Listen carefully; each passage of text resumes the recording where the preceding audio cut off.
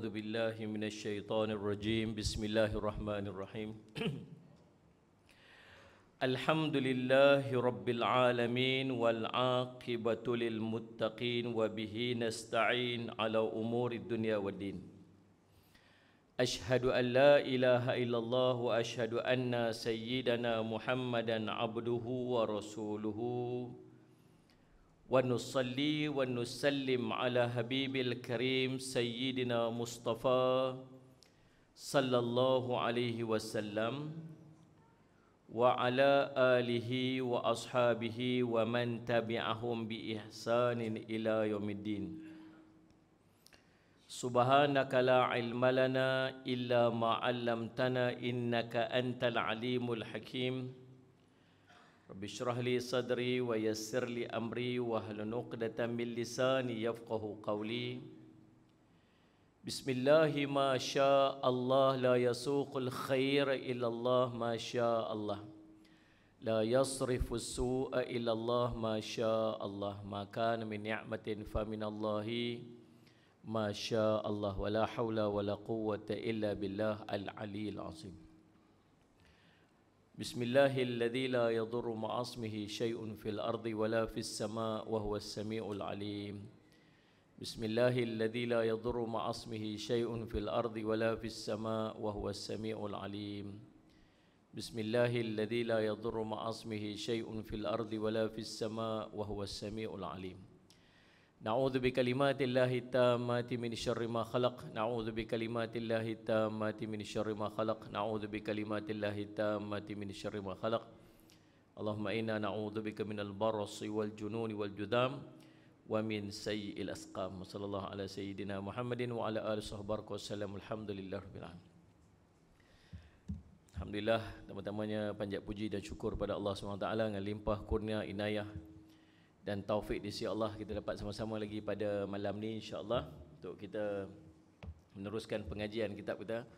Sebenarnya buku yang tuan-tuan yang saya duk guna kat sini ni telah diterbitkan. Dulu ni waktu duk guna dulu ni tak keluar lagi, tak print lagi, yang ni dah keluar dah. Tapi kita dah masuk doa hadis yang ke-12 dah. Umat bertanya, Rasul menjawab. Dulu pakai draft aja tuan-tuan. Tapi saya tak bawa sebab tak tak ada stok buku kat saya. Tuan-tuan boleh pergi cari kat kedai ada buku dah jual. Terbitan Galeri Ilmu. Umat bertanya, Rasul menjawab. Himpunan 40 hadis pertanyaan para sahabat kepada Rasul sallallahu alaihi wasallam. Ya tuan, salat Muhammad. Jadi hari ini kita masuk persoalan yang ke-12. Kesimpulan daripada buku ni ialah soal jawab Nabi dengan para sahabat. Para sahabat tanya. Idea dapat buku ni, pergi satu masjid, tengok dekat rak buku tu, ada satu buku tu tajuk anda bertanya, ustaz menjawab. Itu. Itu biasalah kita jumpa tu. Anda bertanya, ustaz menjawab. Tu mainlah hati saya kata, alangkah cantiknya kalau persoalan tu dijawab direct oleh Nabi sallallahu alaihi wasallam. Ni mesti ada hadiah yang cerita para sahabat tanya. So akhirnya saya untuk peringkat yang pertama ni saya buat 40 hadis dulu. Soal jawab para sahabat tanya dekat Nabi sallallahu alaihi wasallam. Macam-macam persoalan para sahabat tanya on behalf bagi pihak kita ni sebenarnya. Baik, hari ni kita masuk pada persoalan yang ke-12. Adakah Hijr Ismail itu termasuk bahagian Kaabah? Dan kenapakah pintu Kaabah itu ditinggikan? Itu persoalan dia.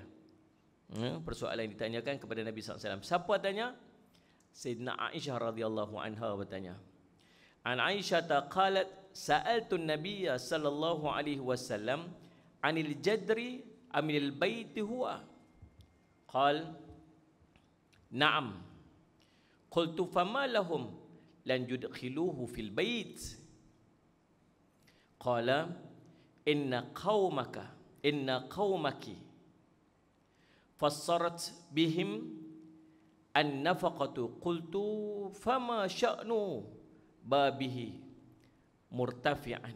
Qala fa'ala dhaki qaumuki liyudkhilu man sya'u wa yamna'u man sya'u walaula anna qaumaki hadithun ahduhum bil jahiliyah fa akhafu an tunkira qulubuhum an udkhilal jadra fil baiti wa an alsiq babahu fil ard atau kama qala Rasul sallallahu alaihi wasallam. Maksudnya daripada Sayyidatina Aisyah radhiyallahu anha berkata, aku bertanya kepada Nabi sallallahu alaihi wasallam tentang Hijr Ismail. Apakah Hijr Ismail itu termasuk dalam Kaabah? Sallallahu alaihi wasallam Muhammad. Apakah Hijr Ismail itu termasuk dalam Kaabah? Sallallahu alaihi wasallam Muhammad, termasuk Baitullah, yakni Kaabah. Nabi menjawab, ya. Aku bertanya lagi, kalau begitu, kenapa mereka, yakni kaum kita terdahulu, tidak memasukkannya ke dalam Baitullah? Yakni ketika membinanya kembali setelah daripada banjir.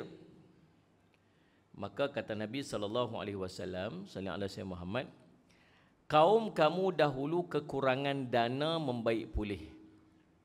Aku bertanya lagi, lantas kenapa pintunya ditinggikan?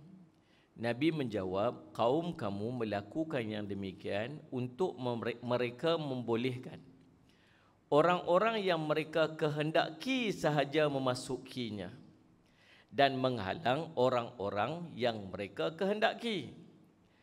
Kalau bukan kerana kaum kamu baru saja melepasi zaman jahiliah, dan aku khawatir hati mereka menolaknya, yakni jika aku meruntuhkan Baitullah dan membinanya semula mengikut binaan asal oleh Nabi Ibrahim dan Nabi Ismail, nescaya aku akan bina semula Baitullah dan memasukkan Hijr Ismail ke dalam Baitullah, dan akan aku samakan pintunya dengan tanah. Hadis riwayat Al-Bukhari. Bernombor 6702, bab mengandai-ngandai ucapan sekiranya ia dibolehkan. Baik. Kisahnya tuan-tuan, Sayyidina Aisyah radhiyallahu anha, satu hari dia tengok Kaabah. Sayyidina Aisyah radhiyallahu anha teringin nak masuk dalam Kaabah. Sallallahu alaihi wasallam Muhammad. Bukan semua orang boleh masuk dalam Kaabah. Bahkan Sayyidina Aisyah sendiri pun tak pernah masuk dalam Kaabah. Nabi SAW bagi tahu dekat Sayyidina Aisyah radhiyallahu anha, kalau nak semayang dalam Kaabah, pergi semayang dekat dalam Hijr Ismail tu. Semayang dalam Hijr Ismail tu sama macam kamu semayang dalam Kaabah. Tuan-tuan pergi Mekah, tuan-tuan teringin nak masuk. Kita bukan semua orang boleh masuk dalam Kaabah. Orang Perdana Menteri ke, presiden negara ke, dia panggil apa tu, pembesar negara, adalah peluang. Tu pun bukan semua masuk.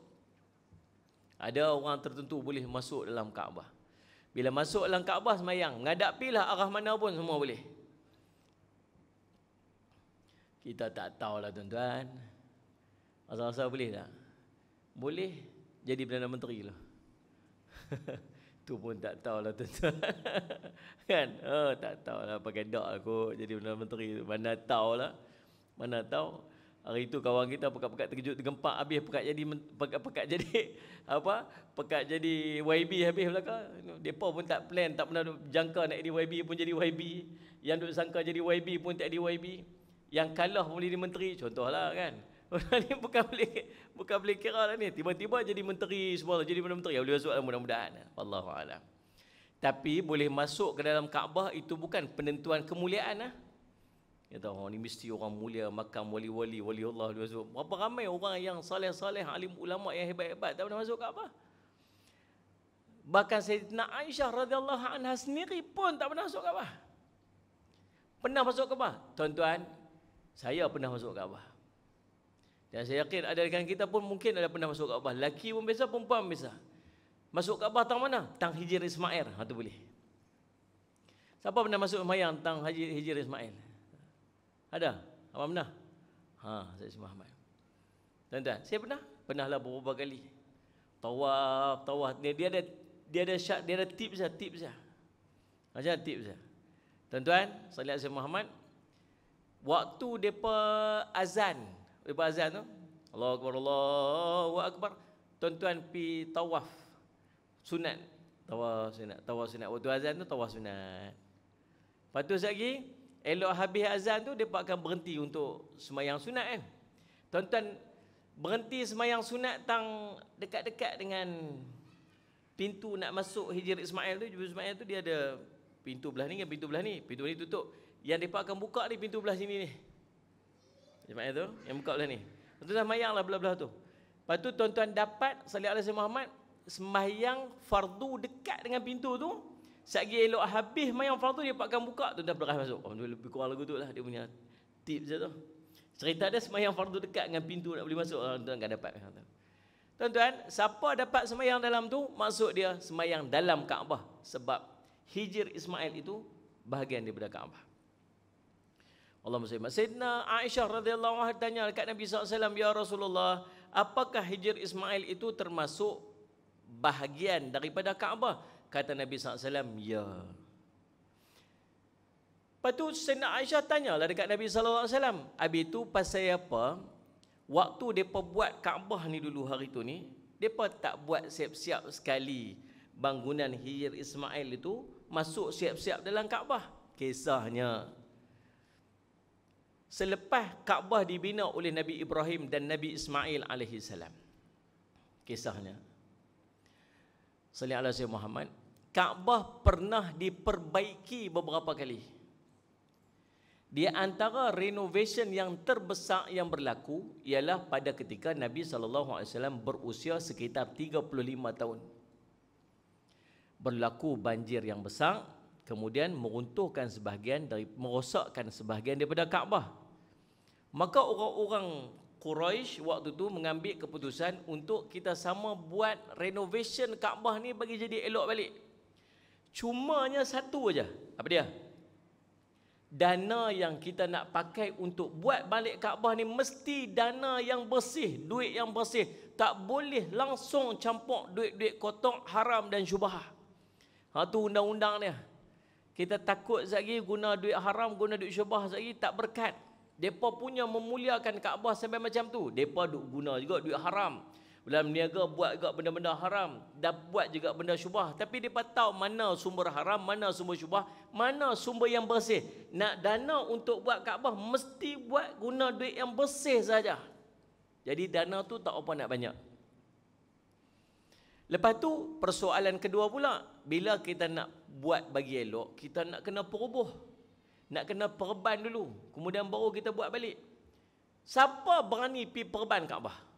Semua orang pun takut. Kalau kita perban Kaabah lagi, tiba-tiba Allah turun bala lagu mana? Macam mana nak buat ni? Kalau kita perban Kaabah ni, tiba-tiba turun bala, habis tu nak buat lagu mana? Semua pekat tak berani, semua pekat duk serot macam tu, tak berani nak proceed. Akhirnya ada yang bagi cadangan. Apa kata kita perban sikit dulu. Kita perban sikit dulu Kaabah, kemudian kita tengok bala turun dan bunda. Cerita cerdik tu. Kalau tak turun bala, kita proceed. Kalau turun bala, kita stop, tak suruh buat dah. Tak berani dia dengan Kaabah ni, takut. Orang dulu-dulu, orang lah ni tak heran dah dengan Kaabah, tuan-tuan. Tuan-tuan boleh bayang tak? Perempuan dia boleh tak pakai tudung, buka badan dia, tunjuk aurat dia depan orang, depan Kaabah. Bukan orang lain, orang Malaysia. Tahu tak benda ni jadi ni? Tahu dah ni? Payah bercakap dengan orang tak ada handphone ni. Mana tahu Ustaz, kamu tasbih subhanallah, tahu lah Ustaz. Hari tu ada seorang perempuan tu tuan-tuan, dia berasa dia lelaki. Dia berasa dia lelaki, tapi dia perempuan, IC dia perempuan. Tuan-tuan, dia boleh pakai kain ihram dekat dalam depan Kaabah. Kalau dia pakai kain ihram lelaki-lelaki, maksud dia apa? Dia buka dada dia ni. Dia buka bau dia sebelah ni. Ni belah ni tunjuk. Takkan nak pakai tudung. Dia kata dia lelaki-lelaki, tudung tak pakai, aurat dedah depan Kaabah. Tak heran tuan-tuan. Hak tu satu hai. Yang itu jantan pakai telekung pula dah. Jam tu. Yang jantan pakai kain telekung, pi tawaf buat umrah, duduk dengan sah perempuan. Dia berasa dia perempuan, padahal dia jantan. Saya ingat kita bagi menikah daripada orang ni. Kita tengok lagi lagu mana. Aduh, subhanallah, pening kita tuan-tuan solat Jumaat. Allah sayang, Allah tak turun bala kan. Patut tak Allah turun bala kalau lagu tu? Patutlah tuan-tuan. Kita tak tahu lah solat Jumaat. Cerita dia orang gamak buat. Gamak buat. Allahumma salli ala sayyidina depan Kaabah. Dulu orang Quraisy walaupun depa syirik pada Allah, nak sentuh Kaabah tak boleh. Ustaz Usam cerita orang ni, saya tengok video dia. Pukul 2 pagi ada orang telefon dia. 2 pagi, 3 pagi. Dia kata, Assalamualaikum Ustaz. Waalaikumsalam. Ustaz tolong saya ni sambil duduk teriak-teriak. Telefon tu sambil teriak-teriak. Kata pasal apa ni? Ni dia telefon daripada Mekah. Ni telefon daripada Mekah ni. Mekah tu kini sini pukul 3 sini pukul 3 pagi, sana baru malam lah. Beza lebih kurang 5 jam, 6 jam kan? 5 jam kan? Solat Jumaat. Dia kata apa? Ustaz tolong saya Ustaz, tolong saya Ustaz. Tolong apa? Saya baru lepas berzina. Zina tak mana? Zina dalam tanah haram. Depan Kaabah ni. Hotel 5 star duduk tu. Nabi Muhammad. Tuan-tuan, yang buka tingkap menghadap Kaabah ni. Nampak apa? Berzina tak tu. Dia kata, hang buat lagu mana ni, yang jadi lagu mana ni? Dia kata, subhanallah, dia kata, dia mai sekali dengan keluarga girlfriend dia. Girlfriend dia punya keluarga satu semai. Dia pun pergi join sekali dalam satu grup jemaah umrah yang sama. Dan bila sampai dekat Mekah tu, sallallahu alaihi wasallam, sampai dekat Mekah tu, keluarga depa pergi Taif, rombongan ke Taif. Yang dia pun tak pi, girlfriend dia pun tak pi. Duduk bilik asing-asing lah. Perempuan tu duduk sekali dengan keluarga dia, duduk satu bilik seorang-seorang. Bila family tak ada, perempuan ni pi ke bilik dia. Pi bilik dia, tak tahu nafsu main lagu mana atau mula sikit-sikit, kemudian terus zina. Tuan-tuan. Lepas tu duduk buat menggelabah. Lagu mana nak buat. Allahumma salli mak tuan, cerita. Orang dah tak heran. Gamak tuan. Tuan saya semua orang lah ni. Cerita orang Quraisy dulu ni tuan-tuan, sallallahu alaihi wasallam Muhammad. Nak runtuh Kaabah tak berani. Lagu mana nak buat ni? Kita runtuh, kita try sikit dulu. Ketuk sikit, perban sikit, tengok-tengok tak ada bala turun. Okey, alhamdulillah. Boleh kita proceed untuk peroboh perabih. Peroboh perabih buat balik atas foundation asas yang dibina oleh Nabi Ibrahim dan Nabi Ismail dulu. Yang Nabi Ibrahim dulu bina atas foundation Nabi Adam AS dulu ni. Ada dah. Waktu Nabi Ibrahim diperintah oleh Allah untuk buat bina Kaabah tu, memang dah ada dah. Atas tanah tu macam bonggol unta tinggi lagu tu foundation asas yang terbina zaman Nabi Adam AS dulu lagi ni Kaabah tu. Dan jadi macam mana saiz dia, macam tu lah. Daripada dulu sampai hari ni, itulah saiz dia. Lalu dibuat baliklah, diangkat sikit pintu dia supaya tinggi. Pasal apa angkat pintu tu tinggi? Sebab orang Quraisy dia nak bagi orang yang tertentu saja boleh masuk, bukan semua orang boleh masuk. Yang mana orang tak boleh masuk, orang yang terpilih saja boleh masuk. Tu ditentu oleh zaman Quraisy lagi ni. Angkat pintu tu bagi tinggi. Kemudian bawa tangga naik. Ada satu kabilah yang diamanahkan untuk pegang kunci Kaabah tu sampai hari ni.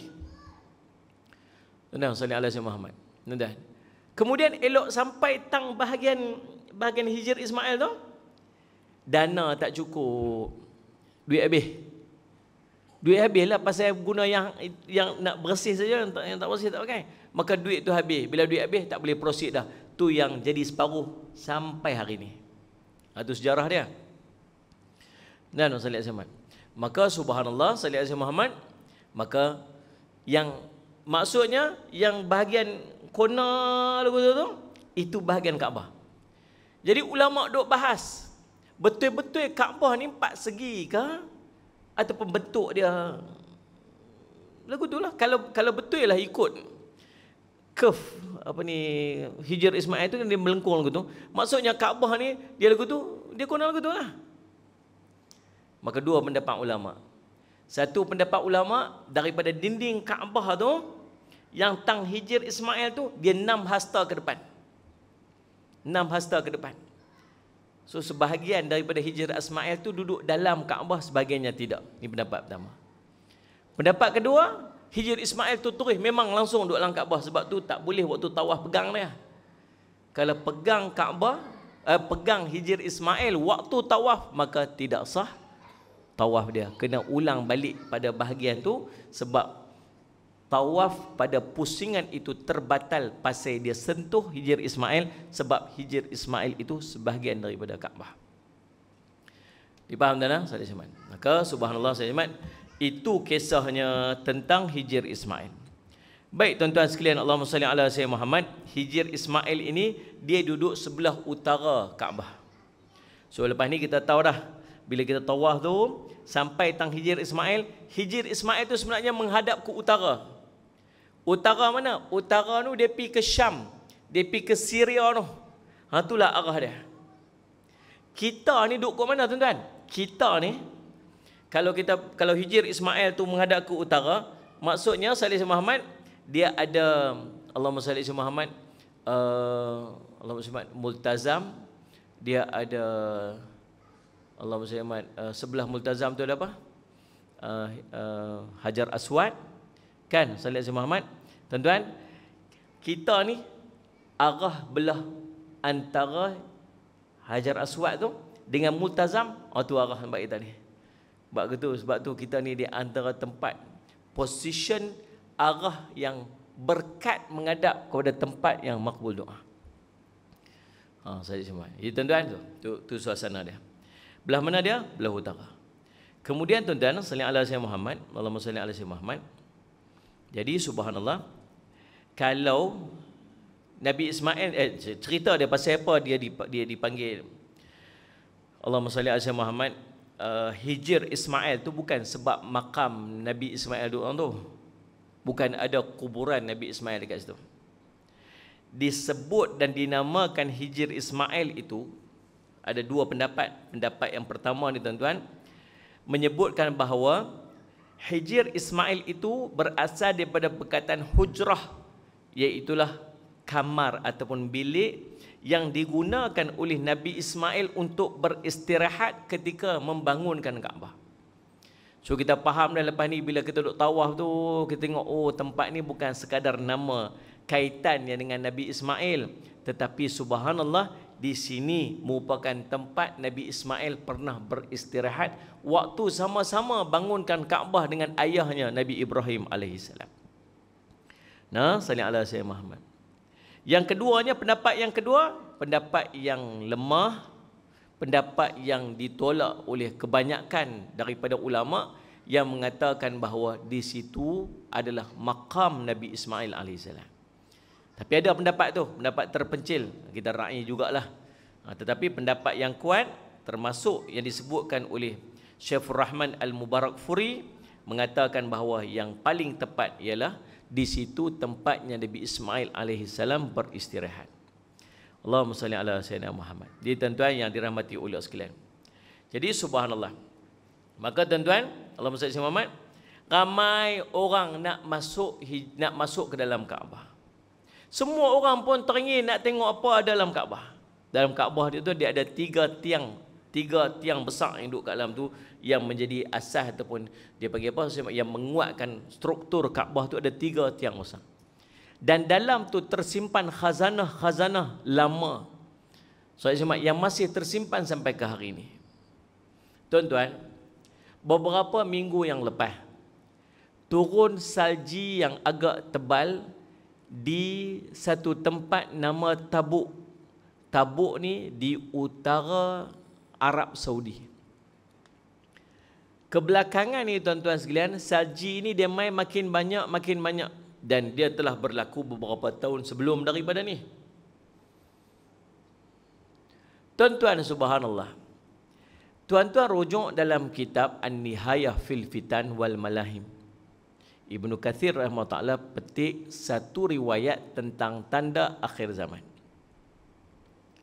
Dia cerita tentang Kaabah ni kan. Dalam Kaabah disebut khazanah, ada khazanah dalam Kaabah. Kata Imam Ibnu Katsir rahimahullah dalam riwayat itu menyebutkan bahawa akan berlaku kematian seorang raja Raja ni mati, kemudian pewaris takhta dia akan berebut khazanah. Akan berlaku perebutan khazanah salih alaihi Muhammad waktu tu. Dan Ibnu Katsir salih alaihi Muhammad mentafsirkan khazanah itu sebagai Kaabah dan apa yang ada dalam Kaabah. Tuan-tuan boleh rujuk kitab Nihayah. Terbaik kitab tu. Ada Juai translate bahasa Melayu pun ada. Ibnu Katsir dia mentafsirkan perkataan khazanah yang disebutkan dalam riwayat itu ialah Kaabah. Maksudnya perebutan kuasa tu selepas kematian raja itu akan berlaku di negara Saudi lah ni. Adakah dia telah berlaku? Nampak gayanya macam tu lah. Pasal anak-anak daripada Salih Muhammad, King Fahad. Sebab Nabi SAW dalam riwayat yang lain sebut tentang nama ni, raja ni nama dia tuan-tuan sekalian, nama singa, nama binatang. Kalau Fahad maksud singa, lebih kurang lagu tu lah, nama binatang. Kemudian keturunan dia tu akan berebut tahta ni. Kalau kita tengok itu ada kes, beberapa kes pemberontakan lah, pembunuhan lah, macam-macam konflik yang berlaku nak merebut kuasa ni. Setara dengan kes berlaku tu tuan-tuan sekalian, Nabi kata apa? Salih alaihi Muhammad, waktu tu akan muncul Imam Al-Mahdi, tentera-tentera Imam Al-Mahdi, bawa bendera-bendera hitam yang akan mai turun daripada Syam. Waktu tu Nabi SAW kata, perkataan Nabi SAW, ataituhum walau habwanu ala salju, datangilah mereka walau kamu terpaksa merangkak atas salji. Nabi sebut. Logiknya, sebab dalam kitab Ibnu Katsir tu Ibnu Katsir sebut ini adalah lambang kepada susah payah. Walau susah lagu mana pun hampa tak pasal merangkak atas salji pun hampa pi dekat depa tu. Tu kumpulan yang bawa bendera hitam tu, sebab bersama dengan mereka ada Al-Mahdi. So nanti bila berlaku yang macam tu, perebutan kuasa ni, Kaabah ataupun dia panggil khazanah tu, maka tuan-tuan akan muncul satu kelompok yang turun daripada Syam bawa bendera-bendera panji-panji hitam. Depa ni tuan-tuan sekalian, depa jumpa tahu kata muncul depa ni, kita kena pi kat depa. Kena pi kat depa walau kamu terpaksa merangkak atas salji. Jadi Ibnu Katsir kata apa? Susah lagu mana pun pi. Pi persoalan dia pasal apa? Sebut salji. Duk cerita tu cerita kat orang Arab. Nabi sendiri duk cakap dengan orang Arab. Nabi duk cakap dengan para sahabat Nabi SAW tu orang Arab. Orang Arab ni mana biasa dengan salji. Kalau sebut walaupun kamu terpaksa merangkak atas pasir, tu logik lah, sesuai lah dengan orang Arab tu. Faham tak faham tu? Lah ni, datangilah mereka walau kamu terpaksa merangkak atas salji. Lah subhanallah. Rupa-rupanya lah ni dah salji dah turun dekat negara Arab. Tak tahulah tuan-tuan, adakah dia related dengan hadis tersebut ke? Tak tahulah, wallahu a'lam. Tapi macam tu lah yang kita nampak. Baru ni dia ambil satu video, baru berlaku dekat Kaabah turun macam turun salji. Tu bukan salji, tu hujan. Mereka pakai filter dekat Instagram tuan-tuan, nampak putih-putih. Mereka kata salji, dia jenuh dah salji turun kat Mekah. Sampai jenuh kena duduk nafi pula apa Jabatan Meteorologi yang payah nak sebut. Mekah pun sampai kena buat penafian, dah tu hujan je turun. Hujan turun tu biasalah dekat dengan Mekah tu kan. Tapi kalau salji turun sungguhlah tuan-tuan sekalian. Subhanallah. Jadi tuan-tuan, itu. Semua orang teringin nak semayang dekat dalam Kaabah. Semua orang teringin nak masuk dalam Kaabah. Saya pun teringin, dan saya yakin tuan-tuan tak ada siapa pun kita yang tak teringin nak masuk dalam Kaabah. Teringin nak tengok apa dalam Kaabah ni. Apa yang ada dalam Kaabah, semua orang teringin.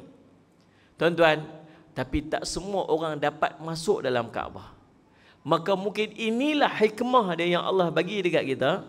Pasal apa akhirnya terhenti, tak dapat dibuat dengan sempurna Kaabah tu, dan ditinggal bahagian Hijr Ismail tu. Tuan-tuan sekalian, hikmah dia bila? Hikmah dia sekarang ni, kita walaupun tak dapat masuk dalam Kaabah yang 4 segi tu, kita masih boleh duduk dalam Kaabah yang Salih Muhammad yang pada bahagian Hijr Ismail tu.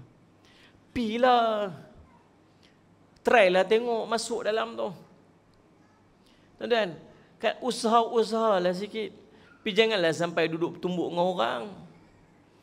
Masuk bom bagi kau ni, bom bagi kau ni. Kita tu dah lah pakai kain ihram.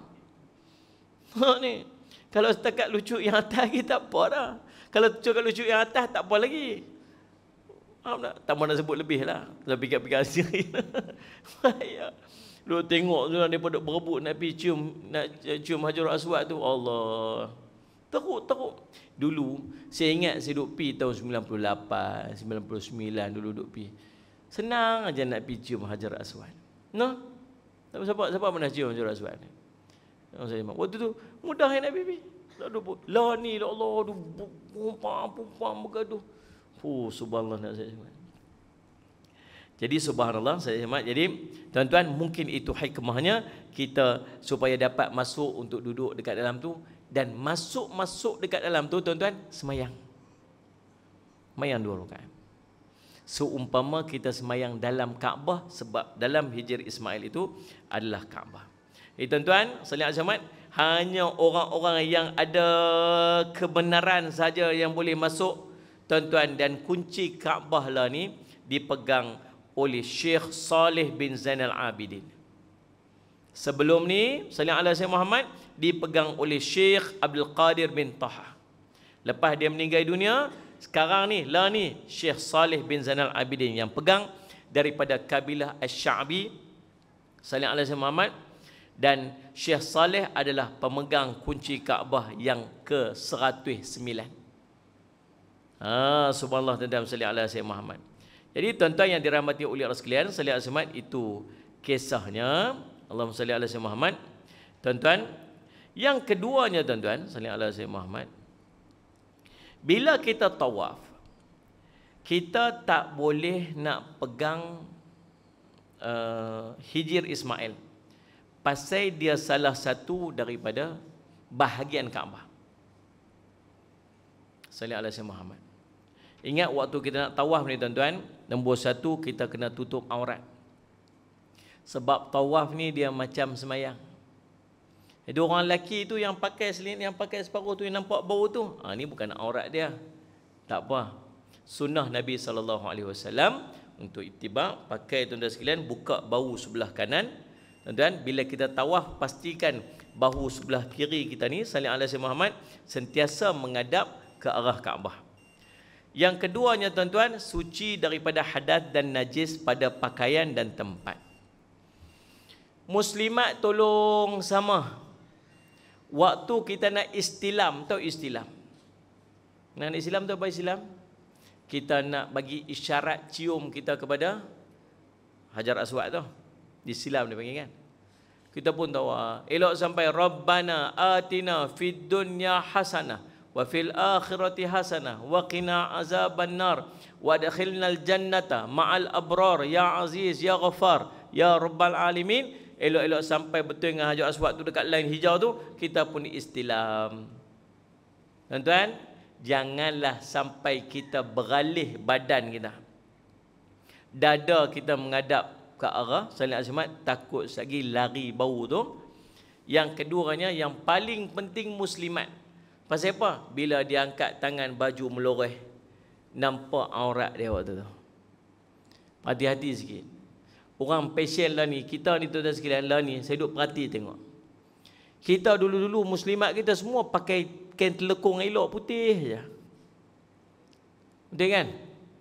Orang Melayu ni tuan-tuan, siapa pun tak tahu pahala dia sangat besar, tolong design kain telekung muslimat dulu-dulu Dia ada anak telekung kecil kat dalam tu ikat. Ingat mak sudut mayang lu pakai tu.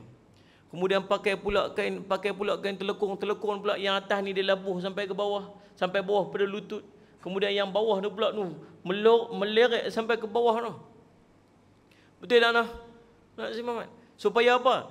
Dia bila dia panjang sampai ke lutut, bila dia rokok ke dia sujud, tudung dia tak terangkat naik ke atas. Elok tutup.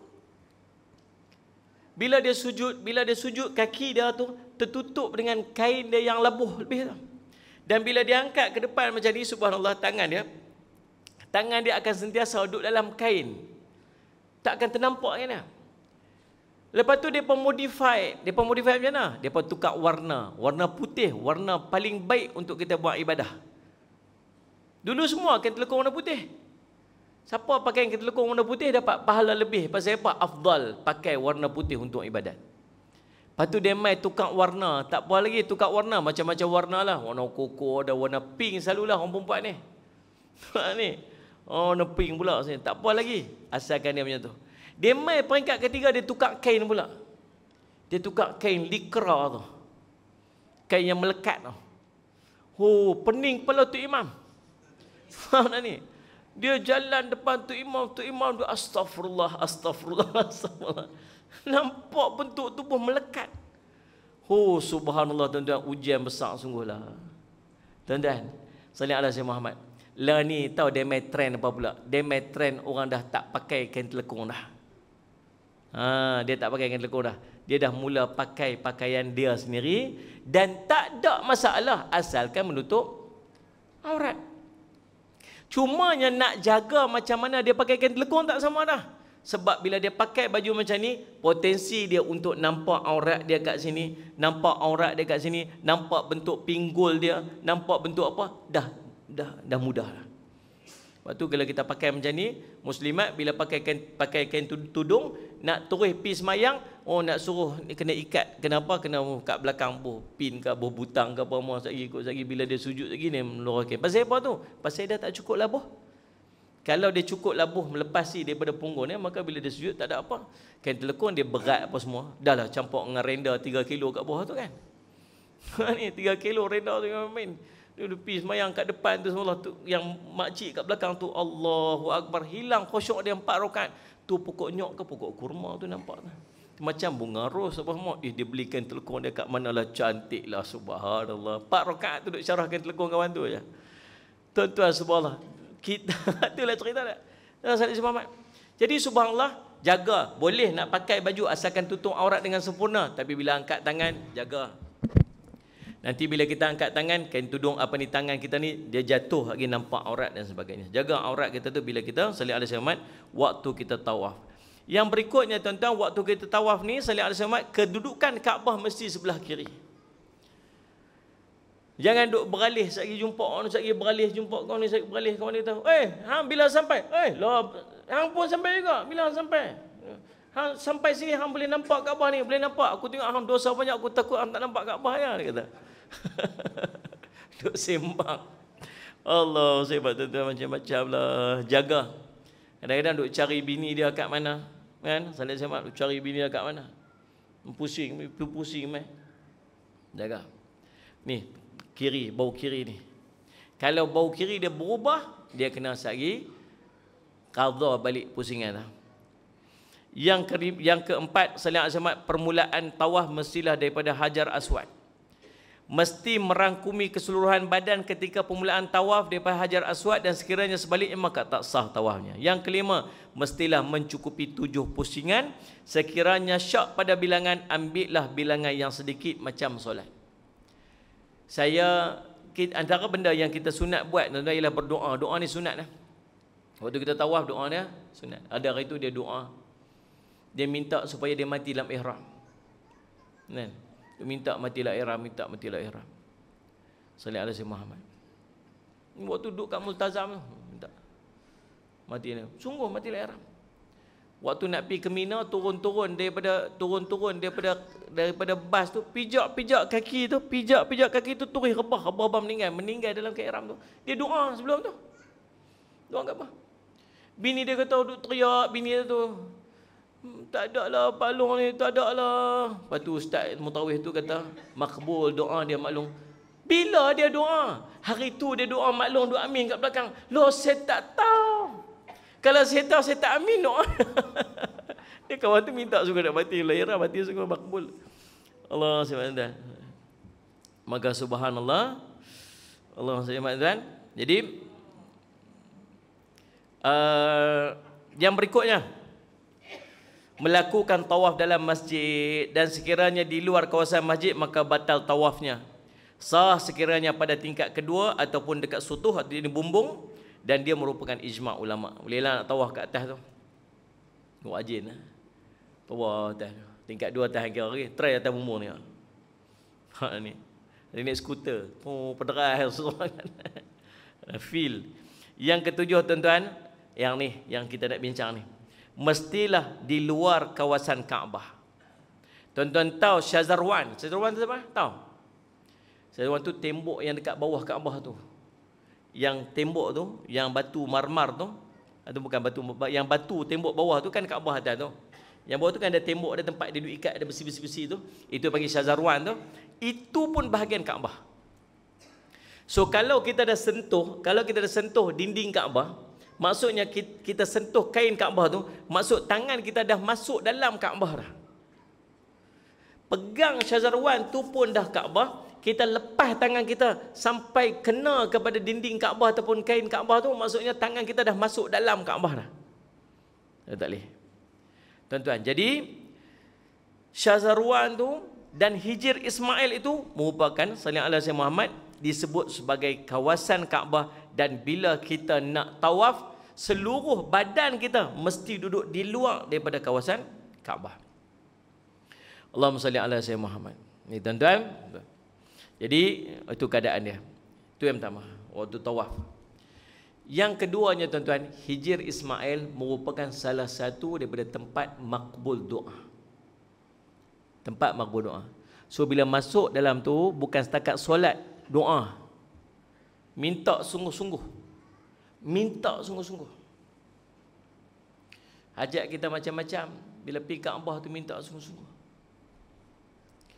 Saya ni selalu juga duk bawa jemaah. Saya tak ada travel agency. Saya tak terikat dengan mana-mana travel agency. Bila ada syarikat-syarikat nak ada bawa jemaah, nak saya jadi mutawif ataupun nak saya jadi pembimbing, saya pergilah.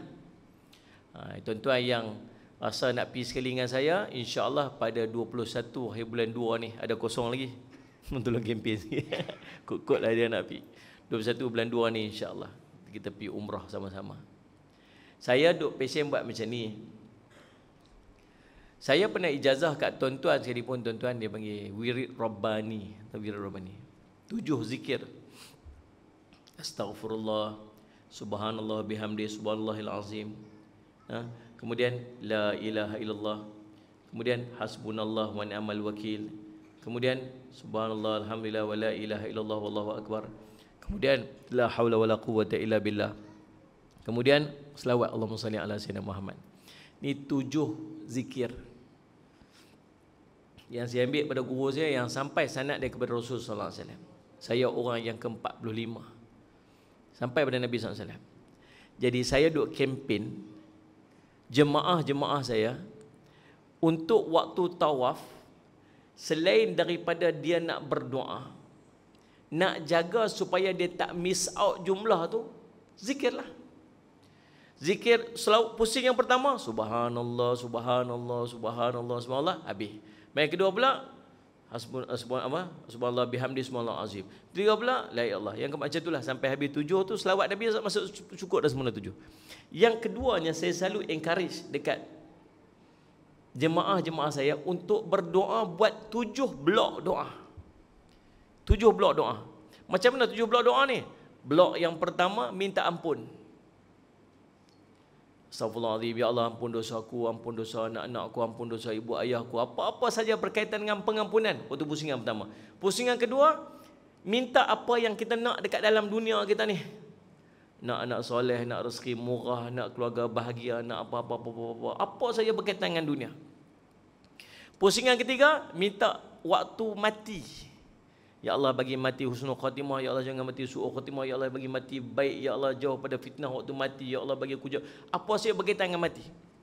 Yang keempat, waktu dalam kubur, minta supaya kubur jadi apa semua taman syurga lah, apa minta apa-apa semua. Yang kelima, minta waktu saya bangkit di padang mahsyar.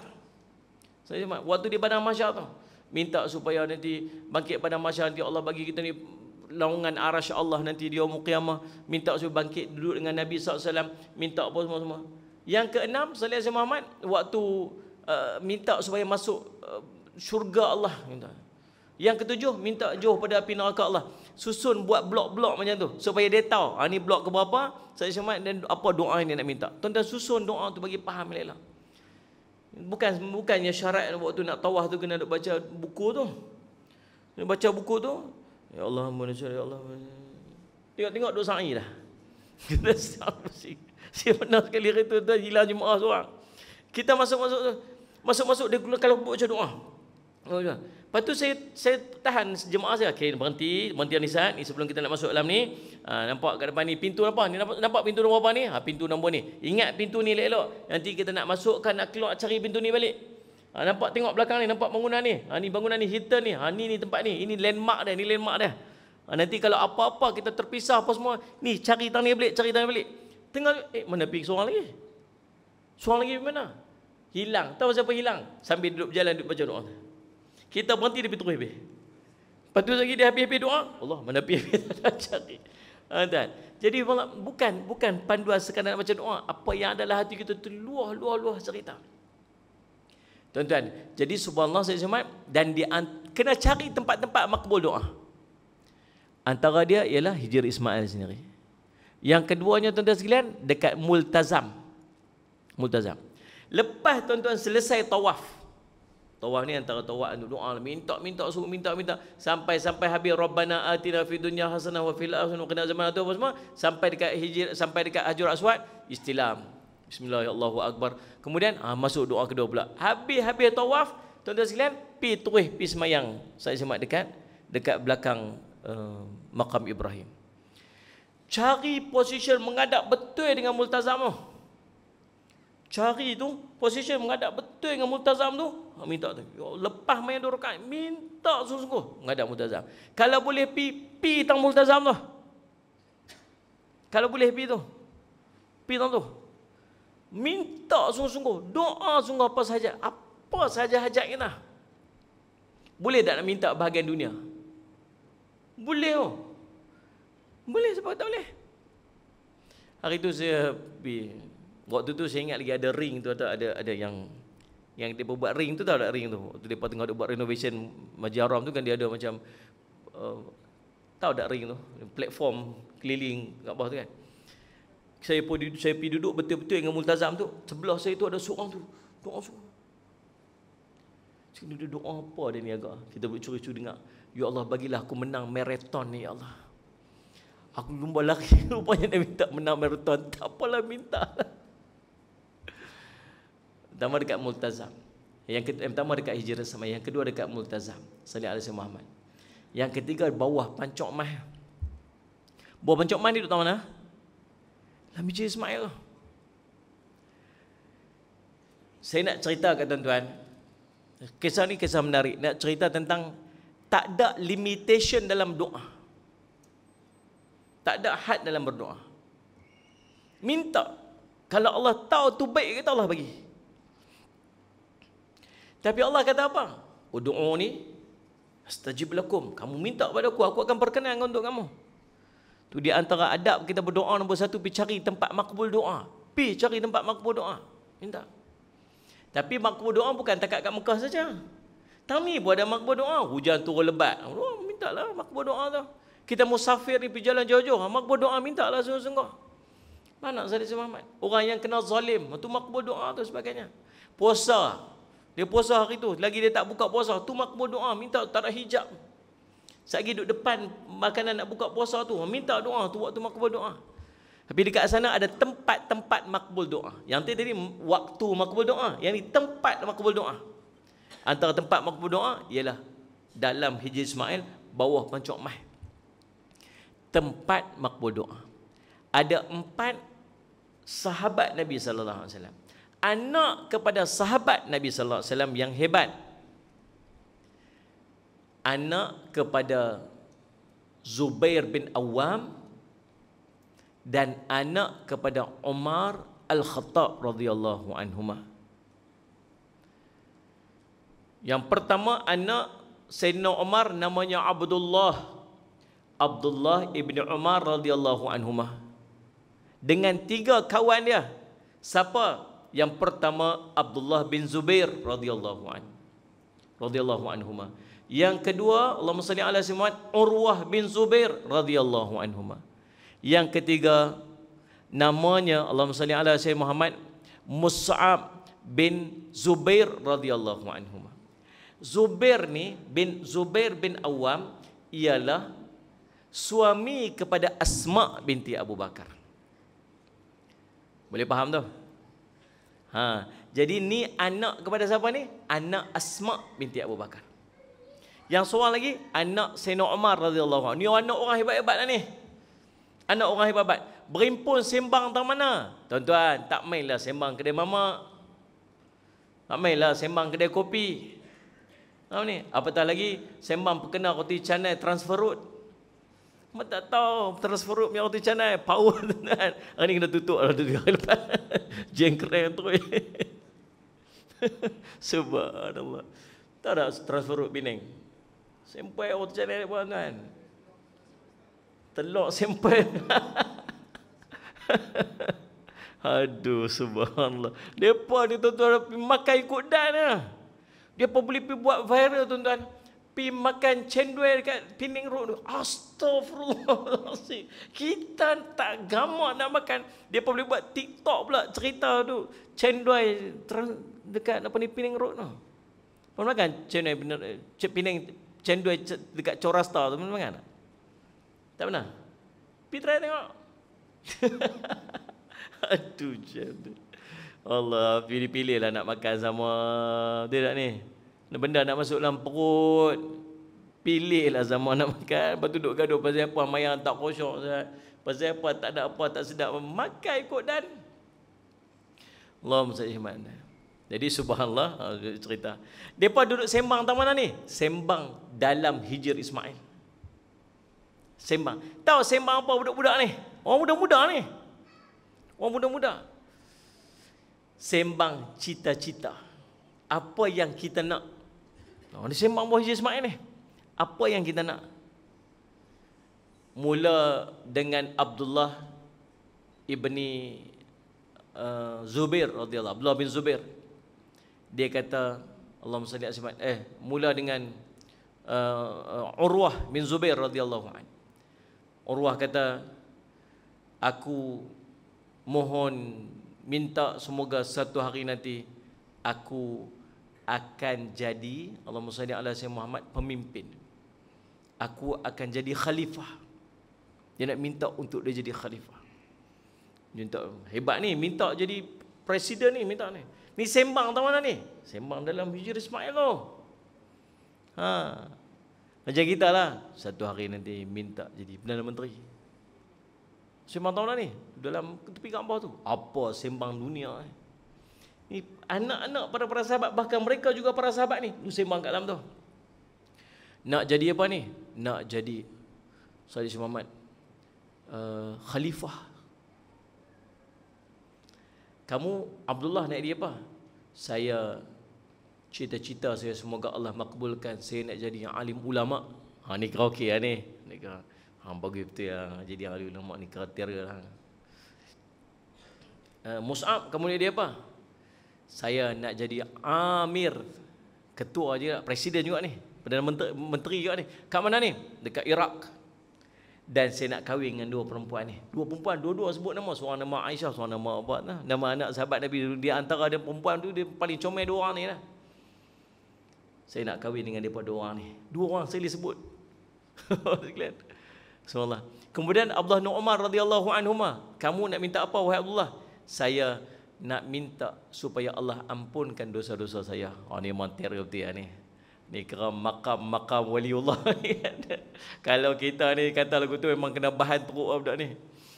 Ni yang ni minta ampun, kau ni minta supaya jadi khalifah, kau ni minta supaya jadi apa ni amir, jadi ketua kerajaan, kau ni minta nak kahwin dengan perempuan 2 apa semua. Dan sungguh Allah makbulkan doa-doa dia. Ceritanya tuan-tuan, tapi minta dia waktu minta dengan kebaikan. Nak jadi ketua pasal apa? Supaya dapat mentadbir dengan agama, mentadbir dengan apa? Maksudnya tuan-tuan, tak ada batasan untuk kita berdoa. Minta pada Allah. Allahumma salli ala Muhammad. Tuan-tuan, manfaatkan waktu kita duduk dekat situ. Lepas pada ni tuan-tuan tahu dah, Bila kita pergi umrah, kita tahu dah Hijr Ismail tu apa dia. Dan kita tahu dah tempat tu kita tak boleh nak pegang waktu kita sedang bertawaf. Nanti bila tuan-tuan dah habis tawaf, tuan-tuan boleh nak pergi gosok kan, nak pergi buat apa-apa kan, nak pergi apa-apalah, tuan-tuan nak pergi pegang Kaabah kan, nak pergi cium bau Kaabah tu lagu mana ke apa semua, tuan nak pergi doa ke apa semua, satgi lepas kita tawaf. Cuma saya nak pesan satu. Tuan-tuan nak pergi umrah, ujian kita pergi umrah lah ni tak sama macam ujian orang dulu-dulu pergi umrah. Kita ingat dulu mak ayah kita dulu pergi umrah, pergi haji tuan-tuan, kita sampai tak tahu apa jadi kat dia sampai dia balik. Waktu kita pergi hantar tu, turun azan daripada rumah tu tuan-tuan, pekat teriak habis satu rumah dah. Tak tahu nanti nak balik dia jumpa ke tak jumpa tak tahu. Betul tak ni? Sallallahu alaihi Muhammad. Tak tahu ni. Jumpa ke tak jumpa tak tahu dah. Balik ke tak balik tak tahu dah. Waktu balik tu pi peluk tu berasa puas pi peluk tu. Pi cium depa tu rasa macam Allah rindu sangat. Elah ni orang pi umrah kita rasa lagu tu dah. Tak rasa dah. Kita pun tak berasa, dia pun tak berasa. Haji, lama tak nampak pergi mana? Aku baru balik umrah. Lah, tak tahu bang pergi.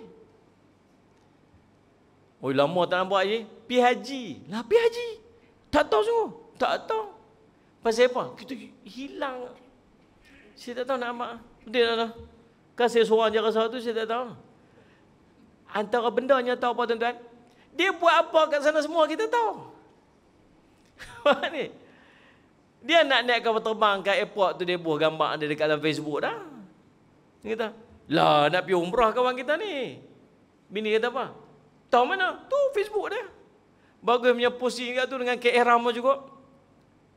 Sekali duduk atas kapal terbang pula, buat gambar lagi satu. Lah naik kapal terbang. Kerusi dia buat apa-apa pun kita tahu. Ni. Sampai sana turun Jeddah lah apa dia buat. Sampai dia tengah tawaf pun kita tahu. Assalamualaikum tuan-tuan. Kita sedang bertawaf. Nampak ni kat bawah ni, masya-Allah. Masya-Allah, alhamdulillah rabbil alamin. Saya rasa sangat terharu sungguhlah dapat melaksanakan ibadah umrah pada hari ini. Saya doakan supaya semua juga dapat dalam melaksanakan ibadah umrah. Semua amin amin amin. Dapat masya-Allah insya-Allah. Berapa pusinah kita ni? Ya kawan dia. Kawan kita tiga. Ada 4 pusingan lagi insya-Allah. Aku tu cerita kat orang. Ya Allah, Cik Mandan. Kita nak apa sebenarnya? Nak apa? Tuan-tuan nak tunjuk kita sedang tawaf. Kita nak apa? Tuan-tuan pergi tawaf, tuan-tuan nak buat apa? Kalau bukan kita nak supaya ibadat kita tu Allah terima. Bayar sampai 7,000, 8,000 lah ni. Mahal tuan-tuan. Kemudian ada tawaf, tiba-tiba pahala tak ada. Pasal apa? Dah kamu nak berapa ramai orang puji kamu. Dah kamu dapat pujian manusia, kamu dah berapa orang dah like kamu, berapa orang dah apa semua. Betul tak tuan-tuan? Saya ingat dalam bab ibadat ni, biar kita dengan Allah sudahlah. Ada pula komen kat situ, Ustaz, kita nak supaya orang lain pun semangat dan seronok nak main ke Mekah ni. Tu yang kita tunjuk kita kat Mekah tu. Saya jawab balik kat tu, tak ada orang tak teringin nak pergi Mekah. Dia mampu ke tak mampu aja. Betul tak? Kalau tuan-tuan pergi New Zealand, tuan-tuan tunjuk gambar kat New Zealand, mudah-mudahan orang pun ramai-ramai seronok nak main New Zealand macam saya. Tu okey lah. Supaya orang semangat cari duit untuk dapat main New Zealand dengan saya. Yang tu okey lah. Tapi Mekah, tak ada siapa yang nama dia orang Islam yang tak teringin nak pergi Mekah. Tuan-tuan tunjuk pun orang teringin, tuan-tuan tak tunjuk pun orang teringin. Tapi sebenarnya tuan-tuan nak tunjuk kat siapa? Apa yang kita nak sebenarnya? Tuan-tuan sa'i. Lah ni ya Allah, sambil sa'i, ya Allah. Tangan duduk lagu tu ya. Yang lengur tangan bawa tu. Buat ni. Yang lagi best ada kawan tukang ambil ni. Oh kan? Ada kawan tukang ambil. Dia sponsor kawan tu pula. Hang pergi sana, tugas hang yang ambil gambar aku. Bayang. Macam-macam. La haula wala quwwata illa billah. Ada orang marah saya bila saya sebut ni. Kita nak berkongsi kegembiraan. Macam kita pergi Cameron Highland. Kita pergi Cameron Highland, kita nak kongsi kegembiraan. Saya dah sampai Cameron, saya nak tunjuk ke orang. Saya gembira, saya nak kongsi kegembiraan saya. Tak apalah hang pergi Cameron Highland. Ni kita nak pergi buat ibadat. Kita nak buat ibadat, betul kan Malik maksud dia apa? Kita nak pergi buat ibadat. Itu yang dah nasihat Muhammad. Tuan-tuan pernah tak semayang seorang-seorang, mayang tahajud, tuan pergi pacak kamera macam ni mana? Allahu Akbar. 13 viewer. Wih, hari ni ramai 200 viewer. Bismillahirrahmanirrahim. Ramai tengok. Kita tak buat lagu tu. Pasal apa kita buat tu? Pasal kita buat semayang tu kerana Allah, kita tahu. Habis apa bezanya dengan tawaf? Apa bezanya dengan sa'i? Kita nak kongsi, Ustaz, takkan sampai tak boleh ikut? Boleh. Dia kata apa? Bukan semua waktu kita ibadat. Ada waktu kita, saya tak kata waktu tak ibadat. Tuan-tuan pergi duduk kat ladang kurma, tuan-tuan pederah kurma sampai sebakui bola mulut tu. Dia kata apa? Tak apa, makan halal buat balik haram. Telan kurma kakao tu. Ni balik dia berkurma makan. Dia bersuruh makan, Ustaz, buat balik tak boleh. Boleh yang perut je tu. Yang tu buatlah video live pun. Gerakan video biar pi lah buatlah. Pi dekat Bukit Uhud, cerita ni saya duduk kat Bukit Uhud ni, tengok ni lah tempat perjuangan Nabi. Okeylah, yang kita tegak ni waktu tengah tawaf, waktu tengah sa'i, waktu tengah duk buat ibadat, yang tu tak payahlah. Dia kan? Kita hilang rasa dah, kita dah tak sedap nak buat ibadat, pasal ibadat kita sedap nak supaya orang like, orang kata kita bagus, orang kata dia syok. Hati-hatilah. Ni ujian kita yang ada lah ni. Ada hari tu tuan-tuan, dia boleh semayang dekat depan Kaabah, dia boleh talk phone ni. Ni betul-betul ni. Saya kata, ni pasal apa tiba-tiba phone ni tiba-tiba terpacak lah ni. Rupanya dia tengah semayang depan Kaabah. Saya kata, apa dia fikir? Apa dia fikir? Tu nak setuju-setujulah, tak setuju nak buat macam mana? Saya sebut lagu ni. Boleh tak nak pergi? Boleh ya? Satu je syarat. Kalau tuan-tuan mampu untuk jaga hati tuan-tuan daripada sikit ada riak ke, takabur ke, ujub ke, tuan-tuan buat. Hati memang hati saya kuat, Ustaz, sikit pun tak ada riak kat saya. Orang puji saya pun saya tak ada rasa apa-apa. Orang kata hang betul lah, hang bagus lah apa semua, saya tak rasa apa-apa. Okey, silakan teruskan. Saya sendiri pun tak mampu. Tidak ni. Bila orang kata apa, bagusnya betul ya Ustaz, dia syoknya Ustaz dapat pergi, kami tak boleh pergi Ustaz. Lah ni dia boleh buat produk kan, tahu tak? Dia pergi kat depan Kaabah tu, dia buat produk dia, dia ambil gambar tu.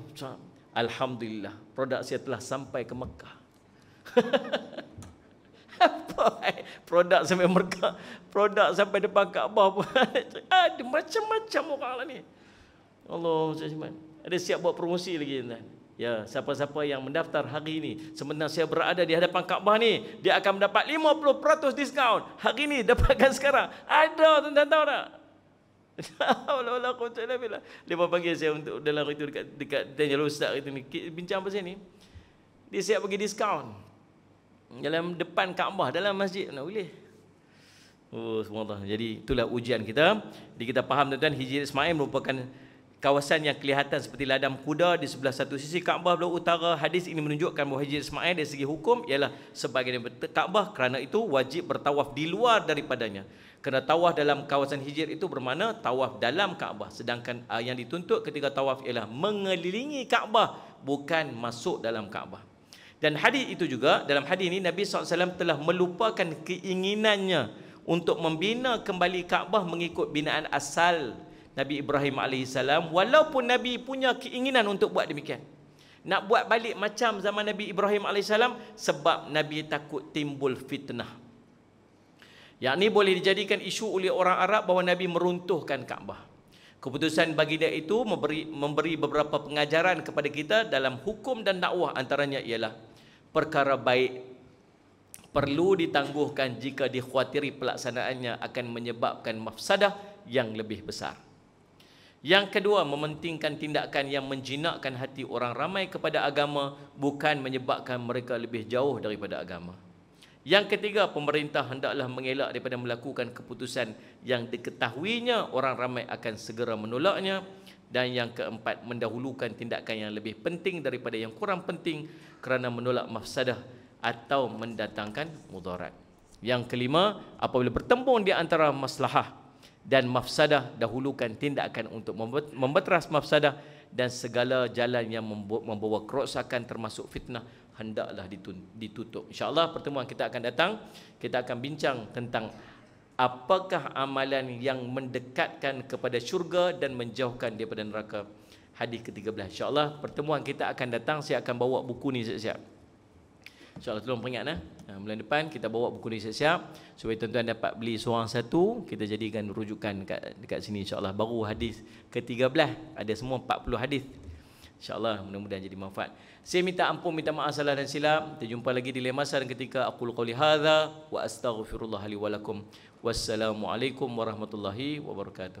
Bismillahirrahmanirrahim. Alhamdulillahirabbil alamin wassalatu wassalamu ala rasulil amin sayyidina Muhammadin wa ala alihi washabihi ajmain. Allahumma faqihna fid din wa 'allimna ta'wil wa ja'alna min ibadikas salihin wahdinas siratal mustaqim.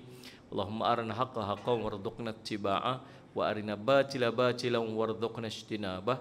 Wa sallallahu ala sayyidina Muhammadin wa alihi wasallam. Alhamdulillahirabbil alamin.